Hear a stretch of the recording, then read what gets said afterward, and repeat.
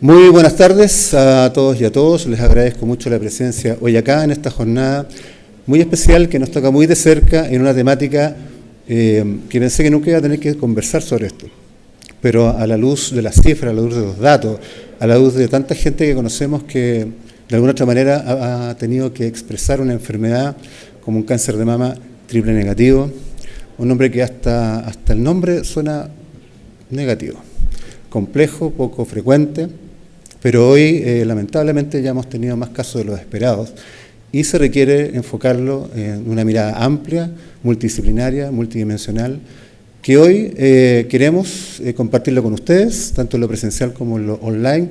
Saludamos a todas las personas que están conectadas con nosotros y para la cual hemos levantado esta jornada con 3 expositores que vamos a enfocar de distintas aristas este tema.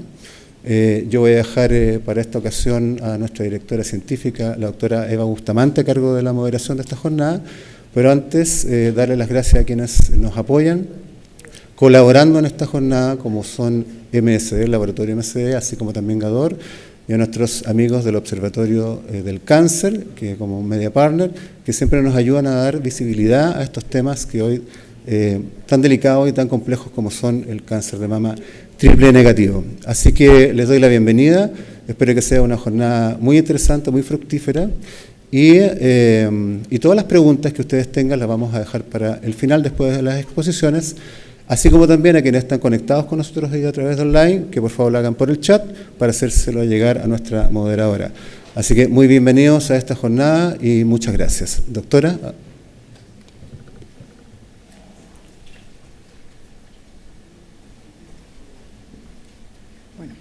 Muchas gracias, bienvenidos a todos y a todos. Como ya nos decía Francisco, estamos conectados, tenemos una audiencia en línea y agradezco a todas las personas que están aquí en el salón. Y la verdad es que, claro, el tema que nos reúne hoy, cáncer de mama y triple negativo, es más que triplemente importante poder hablarlo, como bien decíamos, por las cifras que están dando. Voy a presentar a nuestro primer expositor y es un honor tener con nosotros al doctor, no quiero decirlo mal, Thomas Hofnarcher.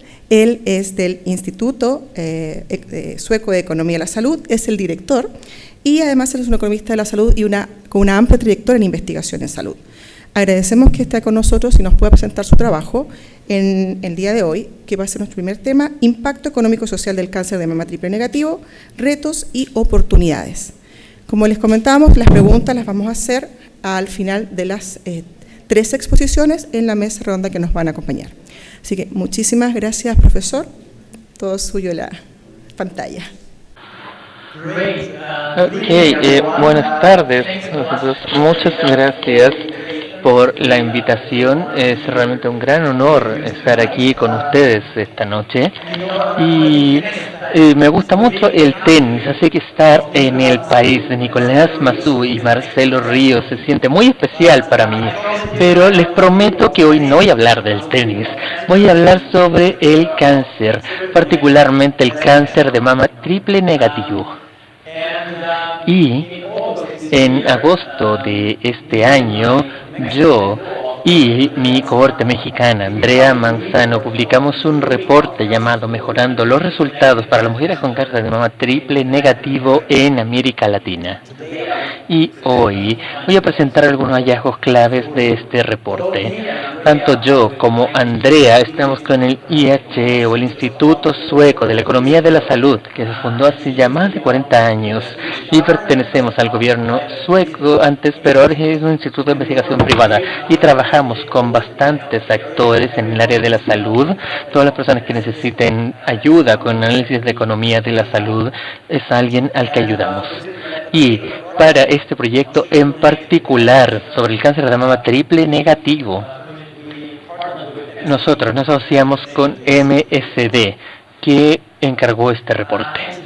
Y hoy la idea es abordar 4 temas importantes del reporte. Primero voy a hablar sobre el cáncer de mama triple negativo, qué es el CMTN.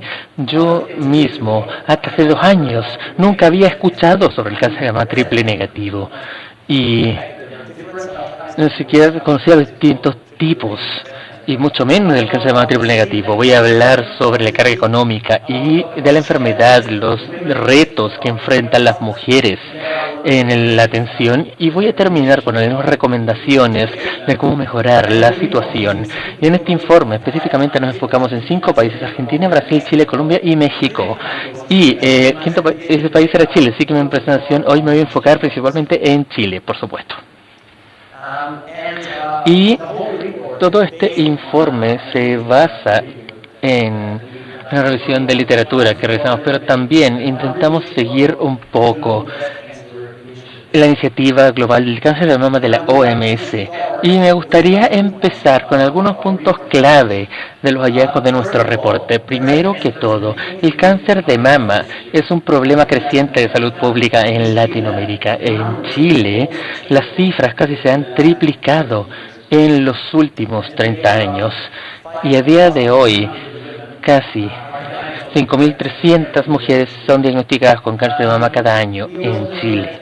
También sabemos que el cáncer de mama triple negativo es un subtipo del cáncer de mama que es más agresivo y se caracteriza por una menor sobrevivencia, de hecho, de todos los subtipos de cáncer de mama.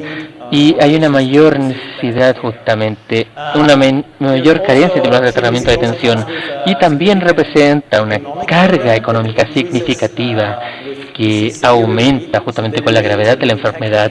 Así que mientras más tarde detectemos el cáncer, más va a costarle al sistema de salud tratar este cáncer. Y en nuestro análisis de los desafíos que los pacientes, las mujeres, se enfrentan, nos dimos cuenta que no es un solo desafío, sino que hay diversos desafíos en el sistema de salud. Y para solucionar esto necesitamos no solo una acción, sino que múltiples acciones de una amplia variedad de interesados. No solamente el sistema de salud, sino que también las organizaciones de pacientes, como Cáncer Vida, que han contribuido a esta situación. Así que vamos a empezar con el primer punto, intentando entender un poco sobre qué es el cáncer de mama triple negativo. Entonces, en general, el cáncer de mama se clasifica en 4 subtipos: el luminal A, el luminal B, HR2 positivo y cáncer de mama triple negativo, en este caso CMTN en español. Y el motivo por el que se llama triple negativo, como se dijo en la introducción, es que no es que sea negativo per se, sino que es la forma en que clasificamos el cáncer de mama en base a cómo ciertos receptores están presentes o no, y en el caso del cáncer de mama triple negativo no están presentes, y por eso se llama triple negativo. 3 veces negativo, básicamente. Y cómo las mujeres se ven afectadas por esto en Chile, en este caso un 14% de todos los pacientes alrededor de un 14% de los pacientes con cáncer de mama tienen este tipo, que es similar que otros países en Latinoamérica. Y cuando se trata de ciertas características específicas del cáncer de mama triple negativo, uno de los principales factores de riesgo para el cáncer de mama, no solamente el cáncer de mama triple negativo, sino que es la edad. Así que es muy poco frecuente sufrir de cáncer de mama triple negativo cuando se es menor de 40 años. Es un riesgo que aumenta, y sobre todo el cáncer de mama triple negativo. Y otra característica específica en este caso es que las mujeres que han sufrido ciertas mutaciones, en este caso BRCA1 y BRCA2, que se heredan de sus padres, ya sea la madre o el padre, tienen un mayor riesgo de desarrollar cáncer de mama, y específicamente el cáncer de mama triple negativo. Y la etnia también tiene un rol, y los estudios en Estados Unidos han demostrado que las mujeres hispánicas tienen un mayor riesgo de desarrollar cáncer de mama triple negativo en comparación a las mujeres blancas. Pero aquí hay algunos factores que no podemos influenciar. Lo que podemos influenciar son factores de riesgo que son modificables, que dependen de nuestro comportamiento. Y los principales factores de riesgo, sobre todo el cáncer de mama triple negativo, son la obesidad, el sobrepeso, seguidos por la inactividad física, y también el no aumentar, y cuando se trata en este caso de los signos y síntomas, es similar a otros tipos de cáncer de mama, y en este caso lo principal es sentir un bulto. Y cuando se trata de la edad, en este caso de los pacientes, el cáncer de mama triple negativo, los pacientes son un poco más jóvenes en comparación a otros pacientes con cáncer de mama con otros subtipos. En este caso son un poco más jóvenes y también tienden a diagnosticarse un poco más tarde, porque el cáncer de mama triple negativo es más agresivo, crece más rápido, así que normalmente se detecta un poco más tarde, cuando ya ha crecido más en comparación a otros subtipos de cáncer de mama. Y esto es entre uno de los motivos por el que la tasa de sobrevida del cáncer de mama triple negativo es la menor de todos los subtipos de cáncer de mama. Y otro motivo es que actualmente, en Chile, muchas mujeres les falta acceso a tratamientos efectivos. Y para mí, como economista de salud, cuando veo una enfermedad, me gusta ver la enfermedad desde un punto de vista social. Y lo que importa es no solamente el estado de la salud, pero si bien eso es muy importante, porque si sufrimos cáncer de mama triple negativo de un riesgo de enfermedad, la calidad de vida también es importante, pero hay otros aspectos que se conversan y consideran menos frecuentemente, como la necesidad de cuidado informal. Las mujeres con cáncer de mama triple negativo necesitan ayuda de sus familiares, por ejemplo, para cocinar, tareas del hogar, otros tipos de cosas, y también esto afecta también la vida familiar, por supuesto. Sus parejas tienen que ayudarlos, sus niños tienen que ayudar, los hijos tienen que ayudarlos, por ejemplo, y tiene un impacto en la vida familiar. La sexualidad se puede ver afectada también, pueden quedar infértiles por el cáncer de mama triple negativo. Si es una mujer joven y todavía quiere tener hijos, puede ser difícil porque puede quedar infértil a causa de este cáncer de mama. Y otros aspectos también que afectan la vida laboral de las mujeres cuando sufren cáncer de mama y todavía están en edad laboral. Por ejemplo, si tienen que tomar licencia médica por varios meses y dependiendo del resultado pueden tener que jubilarse anticipadamente. Todo esto tiene implicaciones económicas para las pacientes, pero también para la familia, para el sistema de salud y para la economía. Así que siempre debiéramos considerar todos estos 4 elementos, en mi opinión. Y estamos hablando un poco sobre la carga, en este caso económica, y de la enfermedad del cáncer de mama. Como ya había dicho antes, al principio, la cantidad de casos de cáncer de mama están aumentando. En Latinoamérica estamos viendo un aumento en la cantidad de casos, como se ve en esta línea rosada, y también las proyecciones a futuro por parte de la OMS muestran un aumento continuo hasta el 2040. También la mortalidad ha aumentado, casi se ha duplicado entre el periodo de 1995 hasta el 2020 y se estima que va a aumentar a menos que hagamos algo. Y el motivo de este gran aumento en la incidencia de las mujeres que sufren de cáncer de mama es a causa del envejecimiento de la población y por un aumento de los factores de riesgo, principalmente la obesidad y el sobrepeso, que son un tema importantísimo de salud pública también en Chile.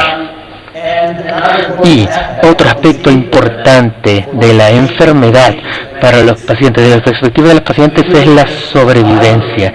Las tasas de supervivencia de los pacientes con cáncer de mama, en este caso las barras, aquí simbolizan las tasas de sobrevivencia de distintos tipos, distintos subtipos de cáncer de mama. El cáncer de mama triple negativo es la barra rosa. Y aquí en Chile, si vemos en Chile, podemos ver que la barra del cáncer de mama triple negativo es la más baja, es solo un 59%, en cambio si tenemos luminal es 86%, mucho más alta, así que hay una gran diferencia, así que realmente es una gran diferencia cuando hablamos del cáncer de mama triple negativo. Y lo que importa para la sobrevivencia, las probabilidades de sobrevivencia de las pacientes es cuando detectamos el cáncer, es decir, en qué etapa lo detectamos. Detectamos el cáncer en una etapa temprana, en el estadio 1 o 2 o 3, y en este caso las probabilidades de sobrevivencia son mucho más altas que si lo detectamos más tarde en el estadio 4, cuando ha metastasizado, cuando ya está en etapa metastásica.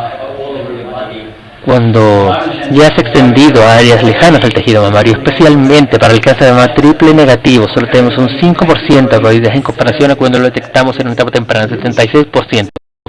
Hay una tremenda diferencia, así que la detección temprana, diría yo, es la prioridad 1, el diagnóstico temprano, y la prioridad 2 es el acceso a mejores tratamientos, porque si vemos a las pacientes con cáncer de mama triple negativo, tenemos un 76% de probabilidad de sobrevivir en Chile, pero las mujeres con otros tipos de cáncer de mama, luminal A, B, tienen un promedio de 88%, entonces tenemos una brecha importante entre el cáncer de mama triple negativo y otros subtipos de cáncer de mama. Y anteriormente era difícil acortar esta brecha, pero ahora hay una posibilidad con nuevos tipos de tratamientos de al menos hacer que esta brecha sea un poco más pequeña. Y voy a hablar más al respecto. Y además de las tasas de supervivencia que difieren según la etapa de la enfermedad, el costo del tratamiento difiere según el estadio. Miren en esta diapositiva, si tratamos el cáncer en estadio 1, cuesta aproximadamente $13,000 estadounidenses. Si lo tratamos en un estadio 4, cuesta $28,000, casi $29,000. Así que es mucho más económico tratar a las pacientes en una etapa temprana. Detectar este cáncer y tratarlas cuesta mucho menos que detectarlo y tratarlo. También desde una perspectiva económica tiene sentido priorizar el diagnóstico temprano. Y lo que también sabemos es que en muchas conversaciones sobre mejorar el cuidado de las pacientes con cáncer de mama triple negativo, tendemos a enfocarnos en los gastos de salud que llamamos costos directos, pero de hecho, si vemos el impacto económico de esta enfermedad, hay costos que son casi tan importantes y son los costos indirectos, que son las pérdidas de productividad en la economía, porque por ejemplo estas pacientes tienen ya sea que tomar licencias médicas o jubilarse antes, que están en edad laboral, así que tienen un impacto muy importante en la economía, no tanto como en el sistema de salud, no solo el sistema de salud que sufre, sino que es en la economía en general, que pierde, que se ve afectada, especialmente cuando las pacientes se diagnostican en una etapa tardía. Ahora, vamos a pasar a la tercera área, los desafíos o retos en la atención.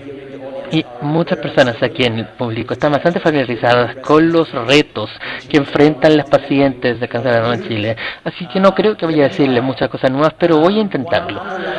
Un desafío importante que vemos en todos los países en Latinoamérica es la desigualdad en el acceso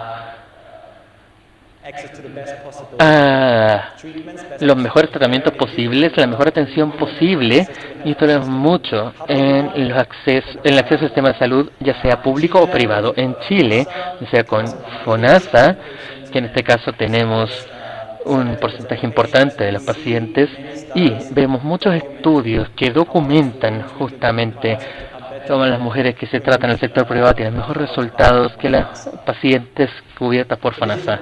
Entonces, este es un desafío subyacente o importante en todas las áreas, pero lo que me gustaría hacer ahora es ver las distintas etapas de la atención, el camino justamente del diagnóstico, la confirmación y el tratamiento del cáncer de mama triple negativo.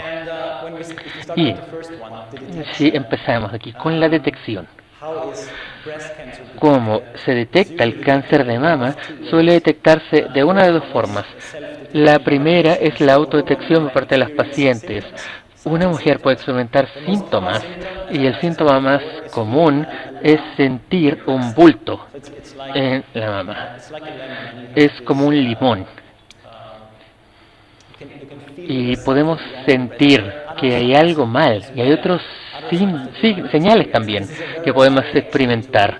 Esta es una forma bastante educativa y nada estigmatizante, pero es importante que las mujeres también estén al tanto de los síntomas y sepan qué hacer cuando experimentan estos síntomas, que debieran estar atentas que puede ser cáncer de mama. Esta es una forma de cómo detectamos el cáncer de mama. La otra forma es a través del tamizaje. El tamizaje es que damos aquí rayos X de la mama para ver si hay un tumor. Y A través del tamizaje podemos encontrar tumores que no podemos sentir todavía, que aún son pequeños, así que no podemos sentirlos aún. Por eso es que es una gran herramienta para mejorar la detección del cáncer de mama. Y cómo lo está haciendo Chile, que también lo está haciendo en detectar los casos de cáncer de mama en etapa temprana en comparación a otros países en Latinoamérica, bastante bien, diría yo, bastante bien. Si vemos a Chile, alrededor del 30% de los casos se diagnostican en la etapa 1, el estadio 1, más bien el 35% aproximadamente se diagnostican en el estadio 2. Y eso significa que el objetivo de la OMS es diagnosticar al menos 60% de los nuevos casos en el estadio 1 o 2. Se cumple, así que Chile ya está por sobre este objetivo de la OMS. Pero el objetivo de la OMS es más que los países de bajos ingresos y de ingresos medios, y yo diría que Chile es un país de ingresos altos. Entonces, si comparamos a Chile con países que están fuera de Latinoamérica, por ejemplo, los Estados Unidos o Suecia, vemos que en Suecia, por ejemplo, solo tenemos un 3% de mujeres que se diagnostican con cáncer de mama en estadio 4, mientras que en Chile es un 8%. Así que todavía es más del doble. Y cuando digo Chile, de hecho, solo me refiero a Santiago, porque las cifras que vemos aquí vienen de dos grandes hospitales en Santiago, así que fuera de Santiago puede que sea peor. Entonces, cuando se trata de desafíos específicos en Latinoamérica, en las regiones, hay muchos retos posibles, o desafíos que experimentan las mujeres, pero para Chile específicamente es una falta de entendimiento de los síntomas, las señales del cáncer de mama, llamamos esto alfabetización en salud, y también un miedo del diagnóstico. Las mujeres pueden experimentar ciertos síntomas e ignorarlo. Piensan, bueno, en 1 o 2 meses se va a ir, va a desaparecer. Pero si es cáncer de mama, no va a desaparecer, no se va a ir por sí solo, va a seguir creciendo. E incluso si la mujer acude a la atención primaria, un desafío que se enfrenta en Chile en el sector público es la falta de médicos de atención primaria, así que toma mucho tiempo tener una hora y obtener una atención adecuada justamente de un médico de atención primaria.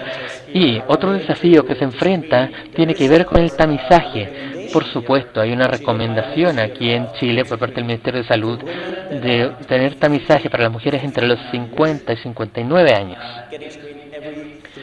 Realizarse un tamizaje cada 3 años y gratuito en FONASA o ISAPRE, en teoría por lo menos. Es desafiante, y también la información que se proporciona a las pacientes ha cambiado, porque cuando escribimos el reporte hace medio año, la información en el sitio web del Ministerio de Salud, que cubría justamente a las mujeres entre 50 a 69 años, ahora ha cambiado, ahora va de 50 a 59 años. Así que 10 años que han desaparecido, y hemos hablado con algunos especialistas en cáncer de mama en Santiago, y también estamos bastante confundidos con esta nueva información. Y para mí, si un especialista de cáncer de mama de Chile está confundido con las recomendaciones del Ministerio de Salud, por supuesto que va a ser difícil para las mujeres en Chile entender la información de cuándo acudir a un tamizaje. Entonces, proporcionar la información adecuada a las mujeres es muy importante. En la segunda etapa es el proceso de diagnóstico. Esto tiene que ver con determinar qué tipo de cáncer de mama tenemos. Tenemos tipo A, B, positivos de cáncer de mama triple negativo. Entonces hay toda clase de examen, y un desafío que hay en Chile particularmente, si estamos en este proceso de diagnóstico que involucra exámenes, es que toma mucho tiempo, especialmente en el sector público. Los tiempos de espera son muy elevados, a pesar que tenemos esta garantía explícita y cronogramas específicos, pero si vemos los estudios, en promedio, las mujeres superan estos tiempos establecidos por estas garantías y por mucho. Y esto en parte se causa por una escasez de médicos, particularmente radiólogos, que son quienes debieran hacer estos exámenes manuales, patólogos que analizan las muestras y también la infraestructura de diagnóstico, la falta de esto. Así que también esto contribuye al hecho que las mujeres tienen que esperar mucho tiempo para poder confirmar un diagnóstico. Y la última parte de la que quiero hablar es el tratamiento. Y en lo que es el tratamiento, ha habido una pequeña revolución, por así decirlo, porque anteriormente, en las últimas décadas de hecho, el único tratamiento médico, la única opción que tenían las pacientes con cáncer de mama triple negativo era la quimioterapia. Pero desde el 2018 hemos visto la introducción de nuevas clases de tratamiento, en este caso la inmunoterapia, y también la terapia dirigida para las mujeres con la mutación BRCA, y esto realmente ha cambiado la forma en la que debemos tratar a las pacientes con cáncer de mama triple negativo. Tanto las mujeres en el estadio 4, antes que pasamos a la quimioterapia, ahora depende en si tenemos ciertas expresiones o mutaciones. Recibimos distintos tipos de tratamiento, y en los estadios más tempranos, donde se diagnostica la mayoría de las personas, también es distinta. Ahora, todo debería empezar con inmunoterapia en combinación con la quimioterapia, así que empezamos con esto y luego tenemos la cirugía para remover el tumor, y después de la cirugía continuamos recibiendo ya sea inmunoterapia o, dependiendo de la mutación, continuamos con terapia dirigida a BRCA. Así que esto es muy distinto a la situación anterior, donde solo teníamos quimioterapia. Pero el tema es, ¿las mujeres en Chile tienen acceso a estos nuevos tipos de tratamiento? Y la respuesta es no. En el sector público, FONASA, para la mayoría de las mujeres, la respuesta es no. Para las mujeres que se atienden en el sector privado, la mayoría tienen acceso a este nuevo tipo de tratamiento, pero de hecho no todos. Pero el tratamiento del cáncer de mama es algo que se ha vuelto más importante incluso de lo que ya era. Pero hay otros desafíos que enfrentan las mujeres, especialmente en Chile, que tienen que ver con las largas demoras. Es decir, tenemos la confirmación del diagnóstico, sabemos que tenemos el cáncer de mama triple negativo, pero ¿cuándo empieza el tratamiento? Esta garantía de salud dice que debiera suceder dentro de unos pocos días. Y lo que sucede efectivamente, las mujeres en el sector público en promedio esperan 66 días. En el sector privado suelen ser 30 días. Así que cumplen con el requerimiento, en este caso en las garantías de salud. ¿Y por qué sucede esto? Bueno, en parte, nuevamente, es por la entrega fragmental del tratamiento entre distintos tipos de atención, la atención primaria, secundaria, terciaria, también, nuevamente, por la falta de médicos que puedan atender adecuadamente a las pacientes. Hay muchos desafíos, y luego, por supuesto, desafíos en relación a la introducción de nuevos medicamentos. Así que hay muchos desafíos, pero esto también significa que hay espacio para mejorar y muchas oportunidades también para mejorar. Y lo que hicimos en el reporte fue intentar clasificar todas nuestras recomendaciones en 3 áreas amplias. La primera fue enfocarse en mejorar la alfabetización en salud de las pacientes para facilitar la detección temprana. Porque, como les he mostrado, la detección temprana, primero que todo, mejora las probabilidades de sobrevivencia, también es más barato para el sistema de salud. Así que asegurarse que las mujeres estén al tanto de las señales y síntomas más comunes del cáncer de mama es algo crítico. Asegurar también que las mujeres estén al tanto de los beneficios del tamizaje y que tienen derecho también a dicho tamizaje es realmente importante, particularmente las mujeres en segmentos vulnerables de la población, que donde vemos que en muchos casos no están al tanto de los señales o síntomas o de los tipos de tratamientos existentes, si es que están en el grupo etario correcto. La segunda área tiene que ver con garantizar la entrega óptima de atención. Aquí el mayor desafío, como dije, son los tiempos de espera, que las mujeres tienen que esperar mucho tiempo para pasar de la atención primaria hasta recibir la confirmación del diagnóstico y eventualmente para empezar el tratamiento. Así que mejorar esto es algo muy importante. Y por supuesto, la lista de espera depende de la falta de médicos también y la infraestructura. Estos son elementos clave. Y el último punto es intentar adoptar innovaciones en el tratamiento, porque sin nuevas formas innovadoras de diagnosticar y tratar a las pacientes nunca va a haber un progreso. Así que necesitamos innovación. En Chile, lamentablemente, el cáncer de mama triple negativo, actualmente no hay acceso a nuevos tratamientos cubiertos por FONASA, así que es algo que nos preocupa. Y una principal recomendación, de hecho, en nuestro informe. También hicimos recomendaciones más específicas en nuestro informe en Chile, pero esencialmente es lo que ya les he mencionado. Así que nos enfocamos en la detección temprana e intentar optimizar la trayectoria de las pacientes y mejorar también la adopción de nuevas opciones de tratamiento. Y no olvidemos, ¿por qué hacemos esto? Queremos mejorar la atención de las pacientes con cáncer de mama triple negativo, así que queremos mejorar también el estado de salud, su calidad de vida. No olvidemos estos elementos, porque si podemos mejorar la atención, también podemos reducir la necesidad de cuidado informal, podemos mejorar la vida familiar, podemos mejorar la vida laboral, las probabilidades de volver a trabajar, y todo esto tiene implicancias económicas, implicaciones positivas para las pacientes, para sus familias, para el sistema de salud y también para la economía. Es por esto que creemos que es muy importante siempre considerar todos estos elementos cuando estemos hablando sobre cómo mejorar la atención de las pacientes con cáncer de mama triple negativo. Y con esto me gustaría terminar mi presentación, y si les interesa pueden descargar el reporte de forma gratuita en nuestro sitio web, y está disponible en inglés y también en español, incluso en portugués de hecho. Así que muchas gracias por la oportunidad de estar aquí, y espero también con ansias la conversación que tengamos después. Muchísimas gracias, profesor.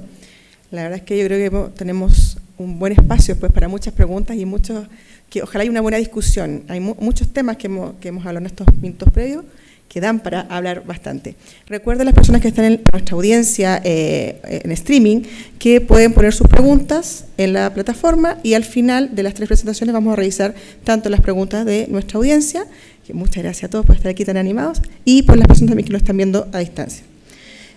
Ahora tengo el agrado de presentar a la kinesióloga Paula Nahuelhual. Ella es jefe subrogante del Departamento de TESA y de Salud Basada en Evidencia del Ministerio de Salud de Chile, y nos va a hablar, ¿cierto?, de una puesta a punto, una historia del arte, ¿cierto?, de lo que son las guías clínicas en esta materia y cómo se pueden enfocar en la realidad de las redes asistenciales chilenas para el cáncer de mama triple negativo. Muchas gracias, Paula, bienvenida. Hola, buenas noches, buenas tardes, muchas gracias por la invitación. Gracias a la Fundación Cáncer Vida por la invitación nuevamente. Felices de poder compartir un poco en lo que estamos trabajando desde el Ministerio de Salud, desde el Departamento de Evaluación de Tecnologías Sanitarias. Lo que les voy a presentar a continuación es un poco los procesos en los que estamos realizando evaluación de tecnologías sanitarias en cáncer de mama. Así, bueno, ahí está mi correo por si acaso. Bueno, primero contarles un poco acerca de nuestro departamento, el Departamento de Evaluación de Tecnologías Sanitarias y Salud Basada en Evidencia del Ministerio de Salud. Este es nuestro objetivo. Nuestro objetivo principalmente es establecer procesos de decisión transparentes y basados en evidencia, proveer a la autoridad de la información lo más actualizada posible para la toma de decisiones. Nosotros trabajamos en distintas áreas. Y obviamente nosotros queremos tener rigurosidad científica, trabajar por justicia social, transparencia, participación, rendición de cuentas, eficiencia, eficacia, probidad y equidad. Ya hacia allá vamos avanzando. Un poco solamente para dónde estamos ubicados en el Ministerio de Salud. Nosotros somos parte de la Subsecretaría de Salud Pública. Estamos en la División de Planificación Sanitaria y nuestro departamento tiene 3 unidades: la unidad de políticas informadas por evidencia, la unidad de evidencia clínica y la unidad de evaluaciones económicas. Somos un equipo aproximadamente de 25 personas y bueno, nosotros tenemos distintas líneas de trabajo. Probablemente nuestro trabajo es más conocido por guías clínicas, pero no solamente de guías clínicas vivimos en ETESA, sino que también tenemos distintos tipos de evaluaciones de tecnologías sanitarias, todo lo que responde a la ley Ricarte Soto, por ejemplo, todo eso pasa por nuestro departamento. Actualmente estamos realizando recomendaciones de cobertura y les voy a contar un poco más, que también son distintas a las recomendaciones clínicas que hacemos en las guías clínicas. Nuestro equipo de evidencia para políticas trabaja fuertemente en esta área, hacen resumen de evidencias para políticas y informes rápidos de evidencia, también diálogos informados por evidencia, que son insumos finalmente para que se puedan generar políticas que tengan también una base sólida desde la evidencia científica y otras cosas que nos va pidiendo generalmente la autoridad. Nosotros trabajamos a solicitud de la autoridad. Un poco aquí con todas las personas con las que nosotros trabajamos, nosotros somos un departamento dentro del Ministerio que responde a las solicitudes de otras áreas del Ministerio de Salud. Muchas veces también tenemos algunas solicitudes como desde la ciudadanía, pero principalmente estos son las divisiones con las que nosotros trabajamos dentro del Ministerio.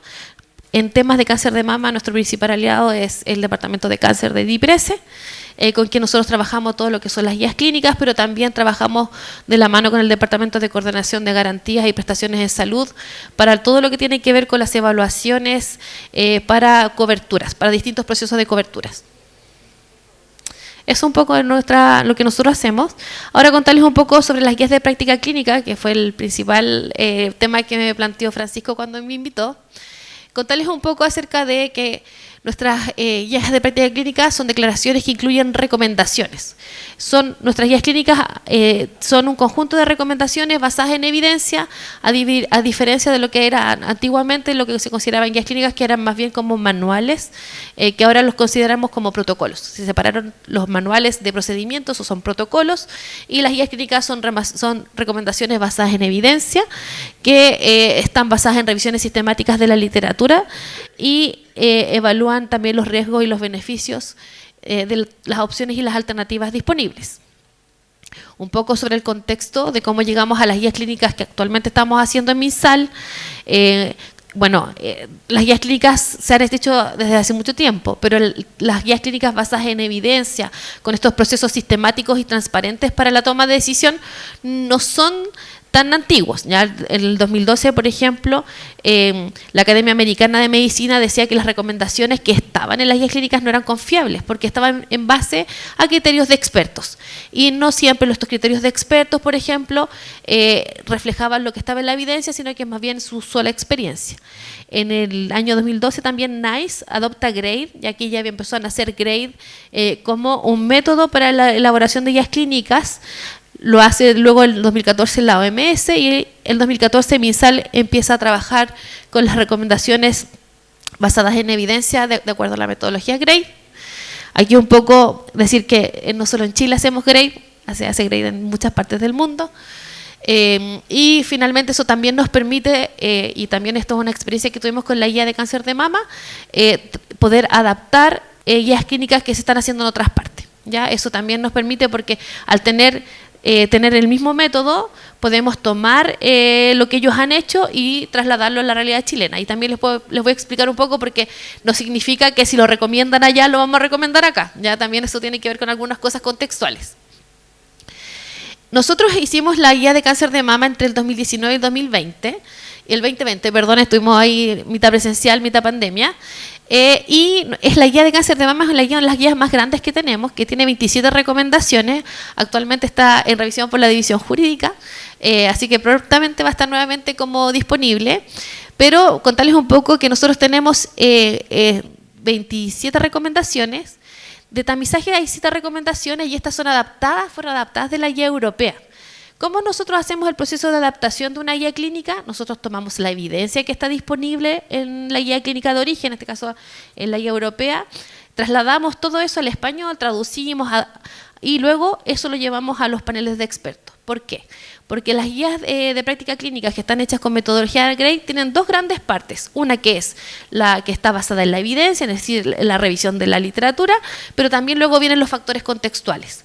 Y en los factores contextuales muchas veces es donde nosotros podemos diferir de la guía original, ya lo que ocurrió originalmente. Entonces, por eso que a veces con la misma evidencia las decisiones que se toman son distintas. Tenemos 3 recomendaciones de diagnóstico, 13 de tratamiento, una de rehabilitación, 2 de seguimiento y una de buena práctica. No tenemos recomendaciones para cáncer de mama triple negativo aún, ¿ya? Esta guía se hizo el año 2020 y probablemente tendrá que ser actualizada el 2025, ¿ya? Así que para que ustedes sepan.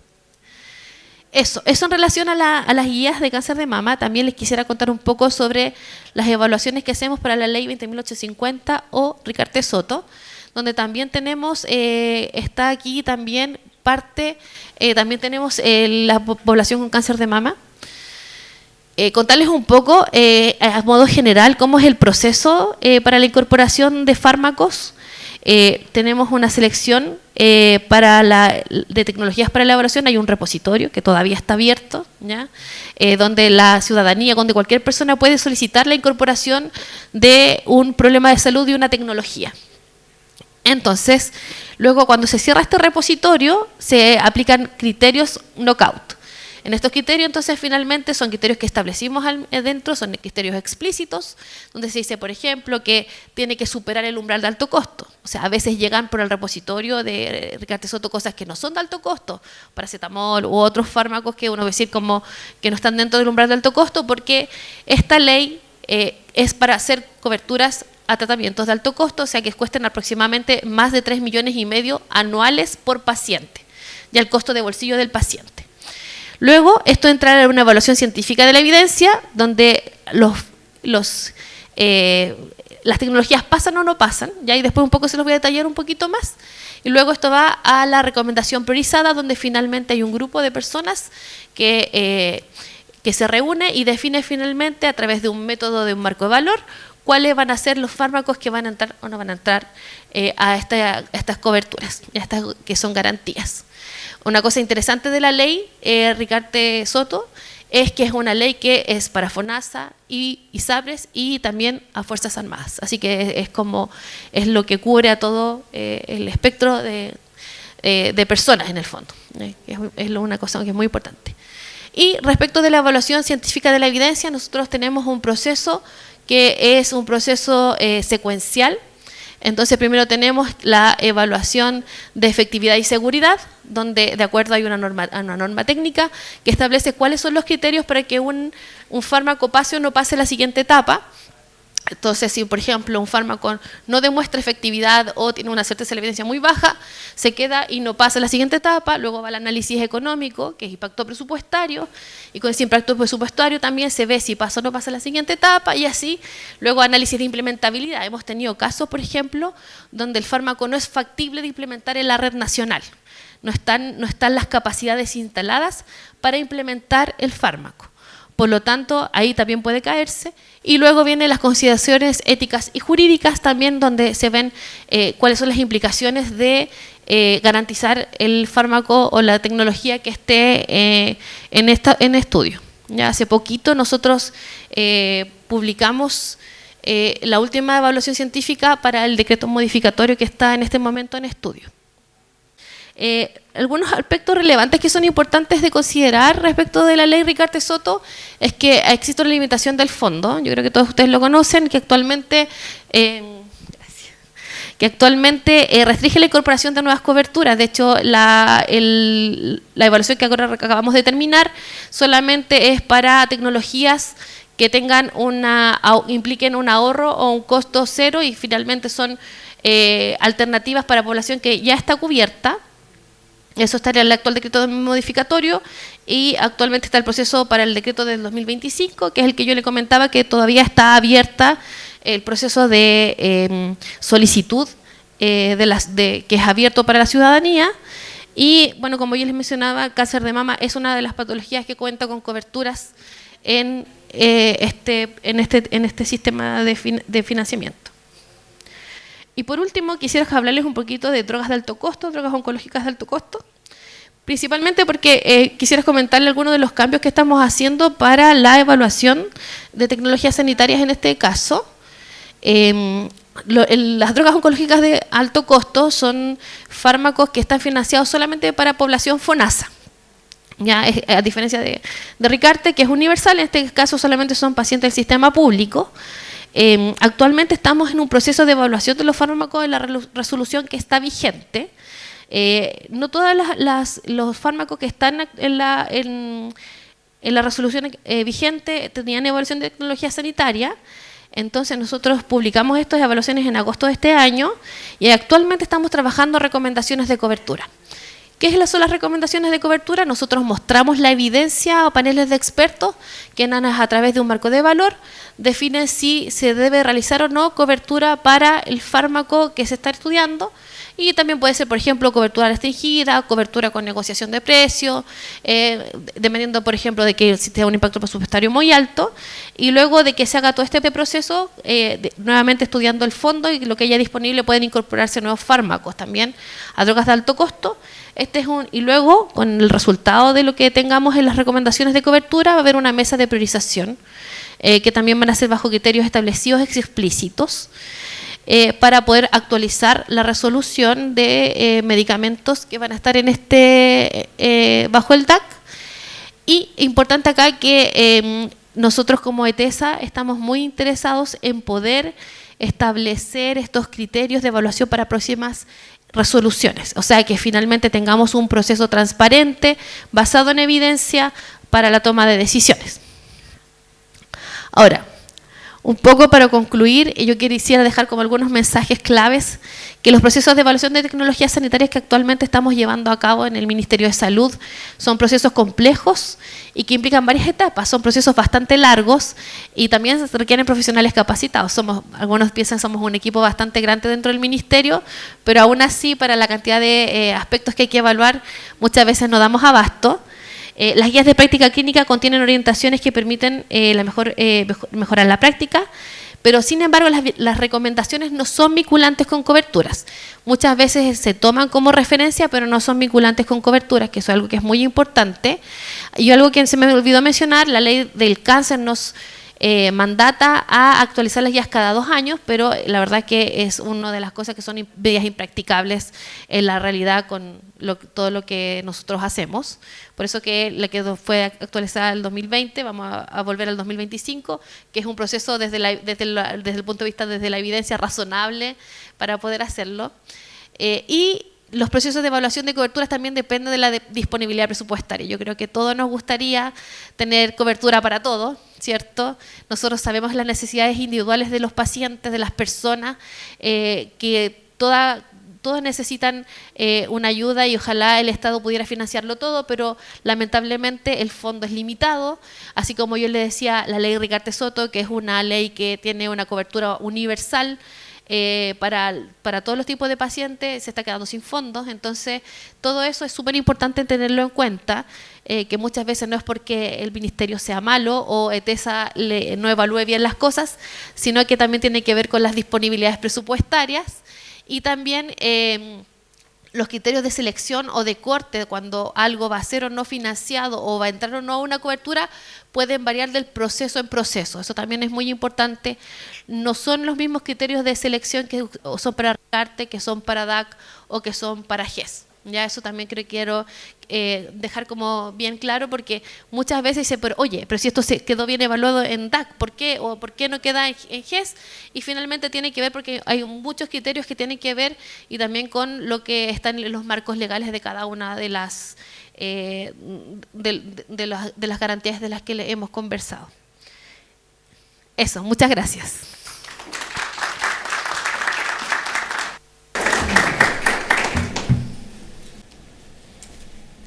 Muchas gracias, Paula. Bueno, vuelvo a recordar para todos que pueden tomar nota de sus preguntas para hacerlas al final, y a la gente que está mirándonos en línea que puedan anotarlas ya desde ahora y al final las vamos a ir leyendo. Vamos a presentar a nuestra tercera invitada, y quien va a cerrar ahora esta serie de charlas, ¿cierto?, que hemos tenido en esta tarde. Daniela Su, ella es economista de la salud, es directora de Su Asociados y es docente con amplia trayectoria también en la parte universitaria. Daniela nos va a hablar sobre el camino del acceso en la innovación terapéutica para el cáncer de mama en Chile.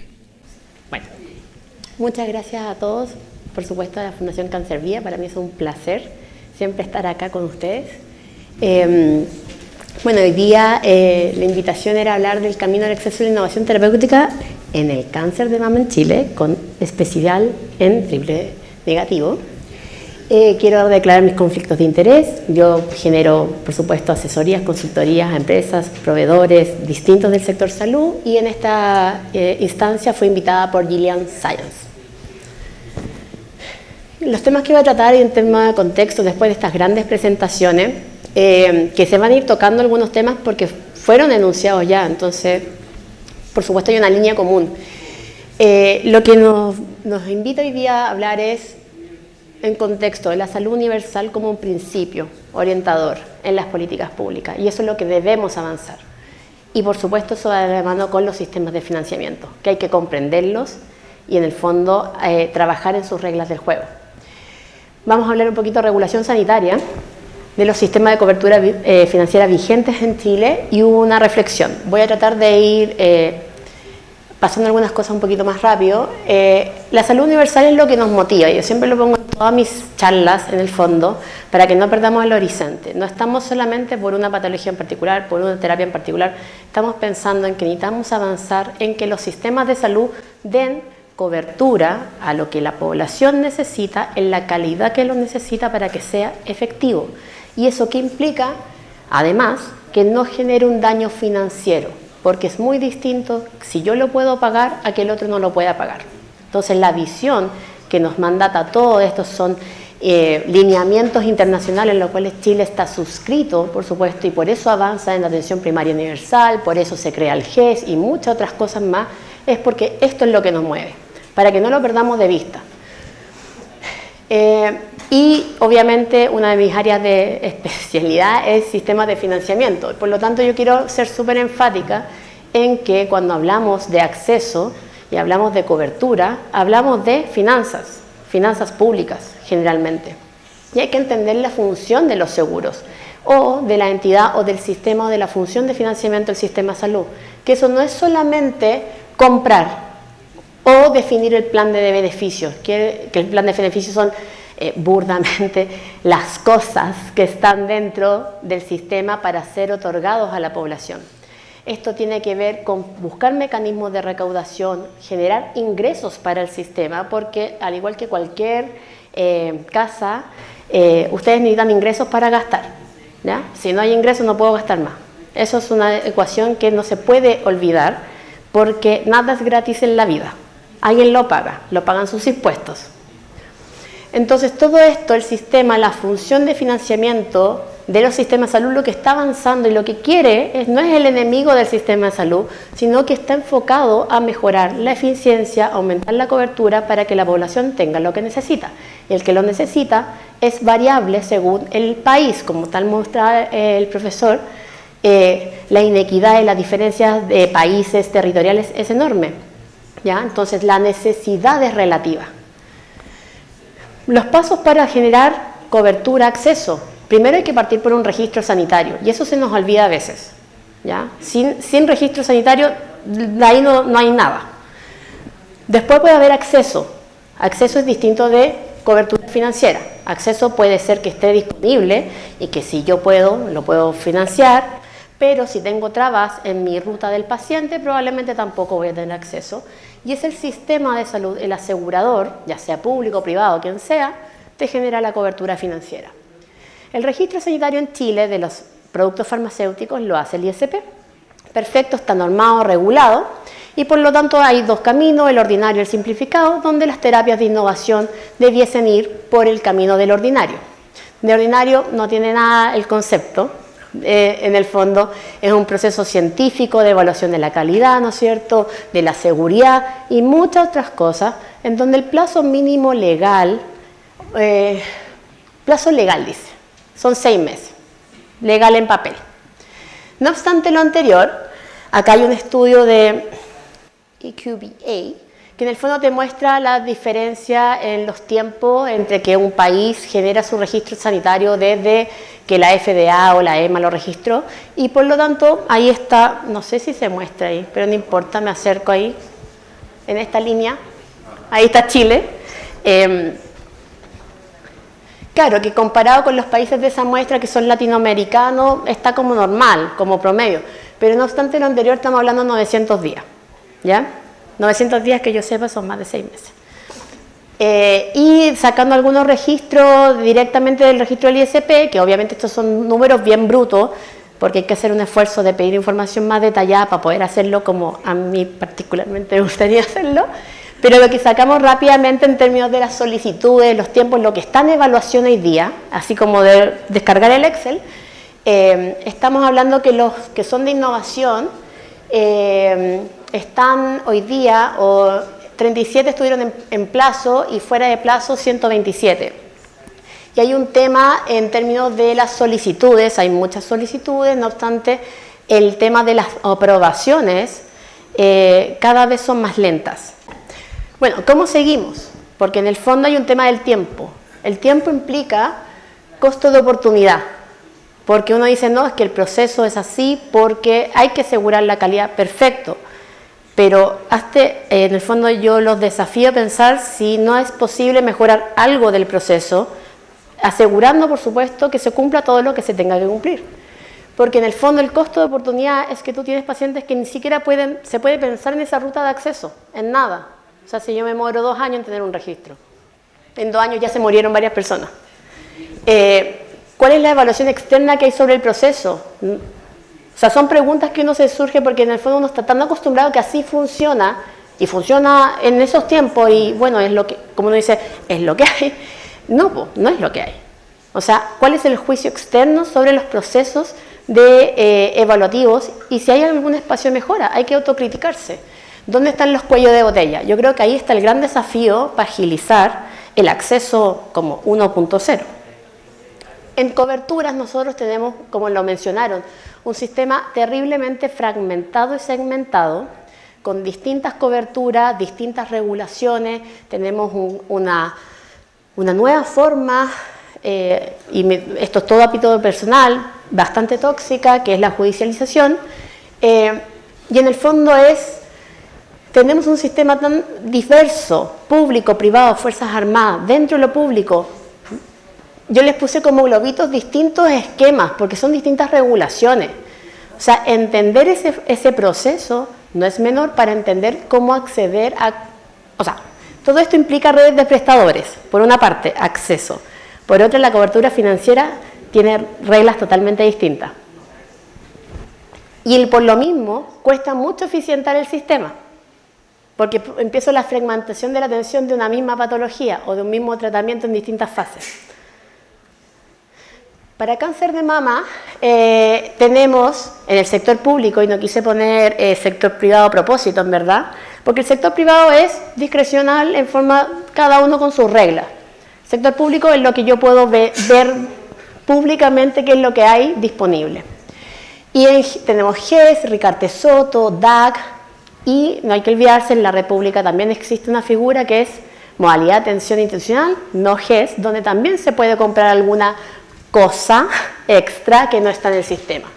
Y acá marqué en amarillo lo que se está usando para cáncer de mama triple negativo, que en particular no es que sea específico para cáncer de mama triple negativo, porque en el fondo es lo que hay, porque no hay innovación propiamente tal para este subtipo de cáncer. Entonces, no hay terapias de innovación, y la pregunta es, en este esquema diverso de subsistemas, ¿cómo abordamos el cáncer de mama en el fondo? Porque lo tenemos en distintas partes, como decía, en distintos prestadores, con distintas reglas de financiamiento. ¿Y dónde entonces generamos el acceso y cobertura para una potencial terapia de cáncer de mama triple negativo?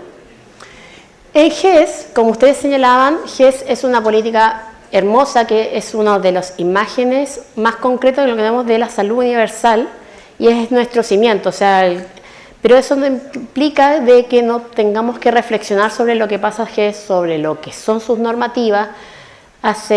Cuando se creó GES no teníamos los sistemas tan automatizados, no teníamos tan instalado el concepto de evaluación de tecnología sanitaria, que la participación ciudadana, nada de esas cosas está en la normativa de GES. Entonces, en ese sentido, sigue una lógica antigua, que no es como el estándar que uno quisiera para la toma de decisiones. En cáncer tenemos 17 problemas de cáncer y el número 8 el cáncer de mama, que ingresa al tiro. Cuando empieza GES empieza con cáncer de mama y que nos garantiza acceso, oportunidad, protección financiera y calidad. El gran tema de GES hoy en día, al igual que los otros sistemas, es que no tienen mayor financiamiento. Están topados financieramente porque cuando se creó GES, su regla estaba definida para un conjunto de patologías que no son las 87. ¿Ya? Entonces se ha ido alargando con mucho esfuerzo, pero en el fondo estás en las adecuaciones de canastas, pero esto no te permite espacio para innovar porque implica un mayor costo cuando yo cubro una necesidad no cubierta. O sea, no hay por dónde en un subsistema esto no implique mayor costo. ¿Ya? El punto es que tiene beneficios. Entonces en GES, como bien señalaban, hay temas también, o sea, no es perfecto. El gran fenómeno que tenemos en GES, y acá puse algunos números en torno a cáncer de mama, que afortunadamente cáncer de mama comparativamente con el resto del GES no está tan mal, ¿ya? Hay que también destacar eso, como obviamente no se cumple la garantía, lo cual debiese cuestionarnos, porque en el fondo, ¿para qué tenemos garantías si no las vamos a cumplir? Y no pasa nada por el no cumplimiento, porque no hay castigo. Entonces, ahí también hay que revisar nuestras normativas, porque hay que tener premios y castigos para que las funciones se alineen al cumplimiento de lo que nos comprometimos. Entonces, GES tiene días de espera. Claro, uno dice 45, 65 días, comparativamente con el resto que son, no sé, 130 y tanto. Puede ser que ya no estamos tan mal. No obstante lo anterior, eso implica que la ruta del paciente se ve totalmente afectada en lo que sigue. ¿Ya? Entonces, como seguimos, tenemos en GES un sistema topado financieramente, tenemos procesos de evaluación y decisión sin protocolos tan fijos. Sigue siendo bastante... No es como discrecional, pero en el fondo bastante ad hoc, ¿ya? Poco transparente también, o sea, como cómo se toman las decisiones, cómo priorizaste, tienes una pauta, en el fondo cómo ponderas las decisiones. ¿Existe alguna voluntad para ordenar los sistemas de cobertura? Porque en el fondo el fraccionamiento implica un daño al paciente también, se pierde el paciente, hasta uno se pierde. Que se supone que yo sé de esto, yo me pierdo también. Y la pregunta es, ¿cuánto estamos dispuestos a pagar por innovación? Porque estamos acá sacando lo que nos deja el incremental financiero por un reajuste que en el fondo no permite ir más allá. Entonces, algunas cosas es muy difícil avanzar en GES en inclusión de innovación, por cómo está construido, ¿ya? Entonces, nuevamente se repite, solamente va a ingresar algo que puede hacer ahorro, lo cual en innovación es difícil, no digo que imposible, pero difícil, ¿ya? Y es muy complejo la innovación cuando tú no estás cumpliendo con lo que ya te comprometiste en el sistema. O sea, ¿para qué te vas a seguir comprometiendo con algo más si no cumples lo que ya dijiste? Tenemos Ricarte Soto. Ricarte Soto tiene una lógica avanzada en términos del proceso de evaluación de tecnologías sanitarias, tiene un proceso de financiamiento distinto y tenemos cáncer de mama dentro del pool. Cáncer de mama ingresó en el primer decreto de Ricarte Soto, el trastuzumab, porque era para el HER2 positivo. Y algunos datos actuales que a mí me llamaron la atención, yo trabajaba haciendo las estimaciones para Ricarte Soto desde el Ministerio de Hacienda. Hoy día presente, lo saqué públicamente esto, 4.000 beneficiarios activos en cáncer de mama, HER2 positivo, y a mí me llamó inmediatamente la atención porque no estaba en mi radar tantas personas, ¿ya? Dentro del pool de pacientes activos en Ricarte Soto, 12% es cáncer de mama, HER2 positivo, y tenemos un flujo, nuevos pacientes anualmente que activan la garantía por HER2 de 1.000 pacientes. Y ahí a mí me hizo como alerta, dije, ¿por qué tanto? No me suena este número, no me suena este número. Y lo que vi es que efectivamente desde lo que nosotros asumíamos cuando hicimos el cuarto decreto, y se dejó plasmado el camino para lo que era el quinto, se duplicaron los casos nuevos. Y eso puede deberse a diversas causas, pero lo que uno tiende a pensar es que cambió, por supuesto, la práctica clínica, lo cual está bien, ¿ya? O sea, como que yo no sé quién para cuestionarme eso, el punto es que el número es mucho más de lo que uno pensaba. Entonces, la realidad es que existe un cambio en la práctica clínica, lo cual está bien, puede ser un nuevo estándar en términos de los tratamientos, perfecto. Entonces, ¿cómo seguimos? Ricardo Soto también está agotado financieramente hasta que no exista un cambio legal o una reestructuración de las garantías que están ahí y traspasen a otro subsistema. No hay espacio para innovación, tal como decía Paula, ¿no es cierto? O sea, o ahorro o neutro fiscalmente. No hay un umbral, o sea, nosotros avanzamos mucho en Ricardo Soto en definir un proceso de evaluación de tecnología sanitaria bastante transparente y ordenado, pero no definimos umbrales, aparte del de ingreso que es el umbral de alto costo. Pero de ahí la diversidad es enorme y todavía eso nos falta mucho para avanzar. O sea, un umbral de impacto presupuestal o un umbral de costo efectividad o como quieran, algo que nos diga hasta dónde estamos dispuestos a pagar, ¿ya?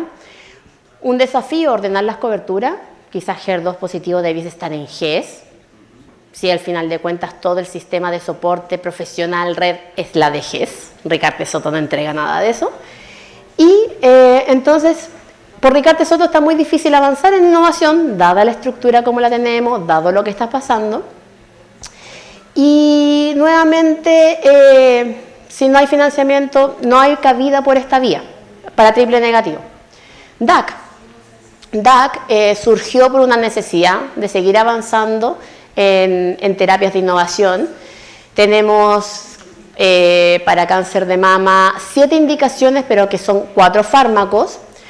DAC no tiene un proceso tan transparente, ahí yo soy súper clara, fue un retroceso en términos de lo que se había avanzado en los procesos de toma de decisiones, porque no tiene norma, no tiene protocolo, no tiene criterios, no tiene participación ciudadana, y por lo tanto entra en un grupo de comité de expertos y a decisión de la autoridad, dentro del presupuesto asignado, que tampoco es propiamente tal un presupuesto tangible para DAC. Ahora bien, ha permitido acceso, y eso hay que reconocerlo, que quizás sin esto tampoco hubiese existido. ¿Ya? Entonces acá algunos datitos importantes en términos de la cobertura, y como digo, el sistema DAC carece de transparencia. Estos datos tuvimos que pedirlo con Francisco por ley de transparencia y costó bastante la entrega. Y en el fondo tenemos más o menos, voy a decir, para cáncer de mama, según FONASA, son 1975 casos acumulados hasta la fecha, según Salud Pública son 1289, a una fecha de corte, ¿ya? A una fecha de corte que no me acuerdo si era abril, ya. Y lo que no entendemos es bien los criterios. ¿Cuánto estamos dispuestos a pagar en terapias oncológicas? Uno de los indicadores como estándar es la progresión libre de enfermedad, progression free survival, pero no hay una relación entre el costo mensual o anual de un paciente con ese indicador. Obviamente hay otros indicadores que se deben tomar en cuenta, pero acá no hay una relación clara. Entonces, nuevamente, no sé cuánto estoy dispuesto a pagar y por qué lo tengo que pagar. ¿Qué hacemos con DAC? DAC es el único sistema en teoría que tiene espacio financiero, digo en teoría, ¿ya? Pero el proceso está congelado desde 2021, pero acá anunciaron, ¿no es cierto?, que están en proceso y reactivándose. Procesos débiles en rendición de cuentas y de criterios en el fondo, o sea, no sabemos cómo trabajar con eso. Nuevamente, voluntad por ordenar los sistemas. ¿Qué criterios clínicos y económicos se deben cumplir para estar en DAC? En el fondo, ¿cuáles son las reglas para toda la sociedad, para la industria, para quien sea? Y ahí se ve poquito, pero en el fondo está es difícil la inclusión también de nuevas terapias porque no tiene una orgánica, una institucionalidad clara, y eso lo deja muy a la discrecionalidad. Y porque no tiene los procesos definidos y poco transparentes. Y no sé cuánto tiempo llevo, pero me queda poquito. No hay que olvidarse que la red pública se financia por la ley de presupuesto. Yo siempre soy categórica, estos son subsistemas, perfecto, pero la vida sin eso sigue funcionando. Y el gran aporte es cómo se financia un establecimiento de salud. Tienen distintas líneas de financiamiento, y lo que yo quiero mencionar es que acá rige lo que es el plan de beneficios en el fondo, voy a decir entre comillas, del FONASA, que es la modalidad de atención institucional, que también tiene su modalidad libre elección, que le permite a los que puedan financiarse por la red privada algunas de sus prestaciones. Cáncer se ocupa mucho también. Y el gran tema acá son las reglas. Esto también viene del decreto cuando fue la reforma sanitaria, en el fondo estamos hablando del 2005, y en los procesos no hay proceso. Eso es lo que yo quiero dejar súper en claro. Acá no hay proceso reglamentario que yo te diga exigible, que tú me transparentes por qué tú tienes una nueva prestación en la modalidad de atención institucional, por qué ese código vale 5.000 pesos o por qué ese código vale 20.000 pesos. ¿Ya? No lo sé. Entonces, si queremos seguir avanzando, en el fondo tenemos que esclarecer qué es lo que tenemos también en el sistema. El sistema se financia de esta forma, ¿ya? Y algunos hospitales, cuando pueden tener recursos, generan innovación para sus pacientes, generan acceso a través de lo que uno lo llama su caja chica, es adecuando su arsenal farmacológico, ¿ya? Entonces, una visión de futuro que tenemos es, no hay que olvidarse que la red pública, todos estos sistemas se financian y están establecidos por la ley de presupuesto. La ley de presupuesto este año, que quería hablar un poquito del futuro, ¿no es cierto?, 2024, viene con mucha plata comparativamente con lo que se incrementa para el resto de las otras necesidades sociales. Aumentan un 8,5, las prioridades efectivamente están en tiempo de espera, cáncer, inversión, etcétera. Pero cuando uno analiza la ley de presupuesto, lo que hacemos es cerrar brechas de deuda. O sea, financiar lo que yo te dije que tenía que financiar y no lo he financiado. Hay poco espacio para algo nuevo. Hay mucho arrastre, ¿ya? Entonces, en cáncer, en la ley de presupuesto, ¿dónde está la innovación terapéutica? No está señalada, ¿ya? Entonces, ¿cómo seguimos? Tenemos presupuestos basados en cierre de brechas, tenemos nuevamente lo que es la red MAI, MLE, no sabemos muy bien cómo son los procesos porque no están reglamentados, ¿ya? O sea, lo sabemos lo que sabemos porque hemos trabajado en eso, pero no es porque esté normado. ¿Qué criterio clínico económico se debe cumplir? Nadie lo sabe. Y hay una promesa de los acuerdos de riesgo compartido, que yo quiero ser súper cautelosa. Los acuerdos de riesgo compartido pueden ser una posibilidad de la innovación, pero hay que evaluarlos en su mérito porque tienen costos de transacción y por lo tanto no es para cualquier cosa de innovación tampoco.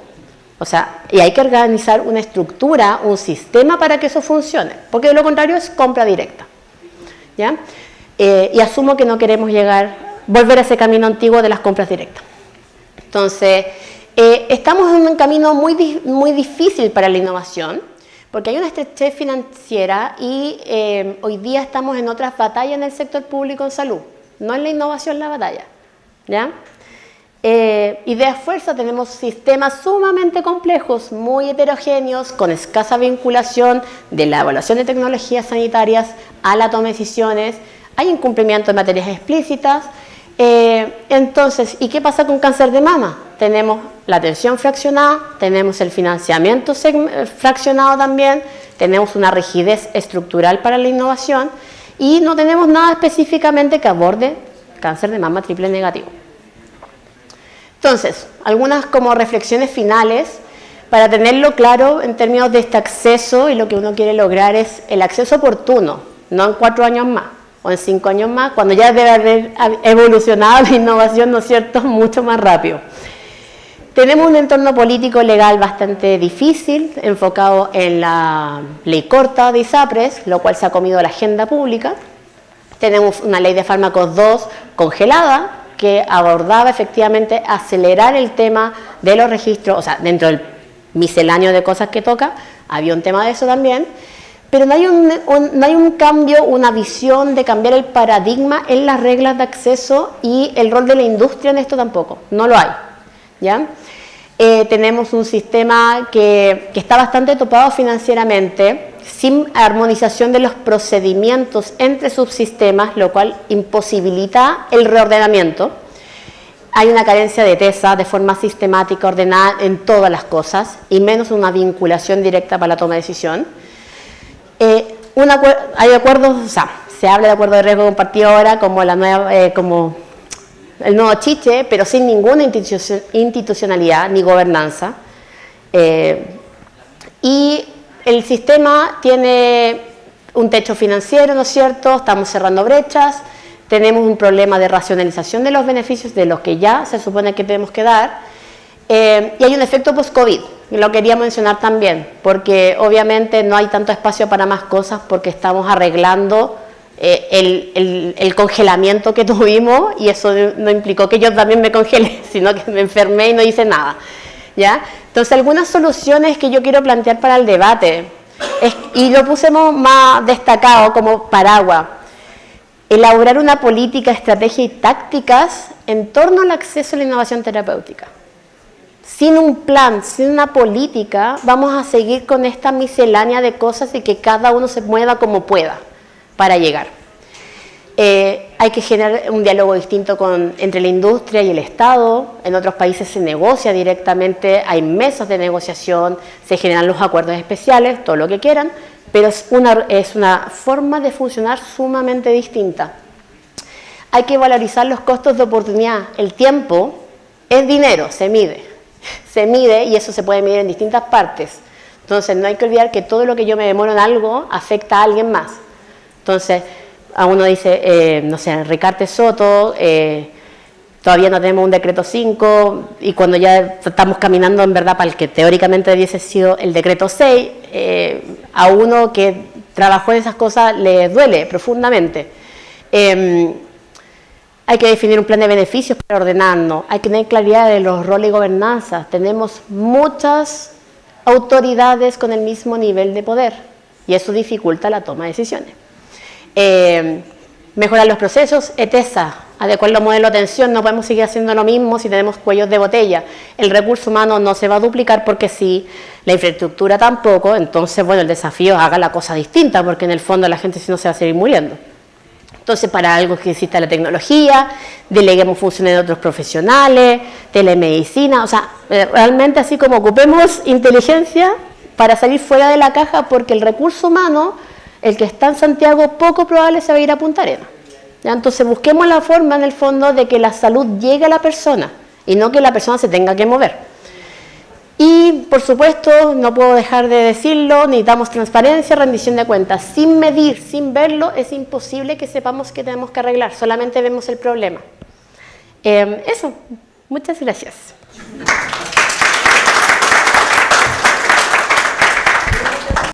Ya. Bueno, muchísimas gracias. La verdad es que ha sido muy entretenido. Yo creo que estamos aquí todos pendientes, así escuchando tan interesantes charlas, con mucha información. Yo tengo un par de preguntas y luego vamos para que vayan ordenando también ustedes sus ideas. Quiero partir por el profesor Tomás. Respecto a lo que mencionó usted respecto a la alfabetización, yo creo que sí, todos sabemos que es una necesidad urgente y quizás sobre todo en este lado del mundo. Pero también veo, no sé cómo lo han enfrentado ustedes o en los países más desarrollados, el tema es que ese proceso de alfabetización también tiene distintas miradas y distintos niveles. O sea, en el caso de la experiencia de ustedes, ¿lo lograron hacer como un solo paquete de educación y de lenguaje? Me refiero porque es distinto cómo le entregamos la información a distintos sectores de la población.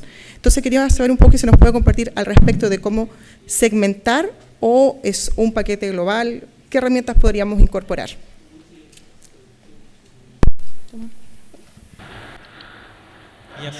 Sí, muchas gracias por esta pregunta. Yo creo que es algo muy relevante y también un desafío. Es muy importante también en Suecia porque hay muchos aspectos también, especialmente la población que reciben de forma distinta la información en la educación. Y hay muchas personas que de repente incluso no hablan el mismo idioma, así que también tiene que ver con cómo comunicamos a estos distintos grupos y sobre todo en temas complejos con el cáncer de mama, cómo logramos educar respecto de los distintos beneficios y tratamientos.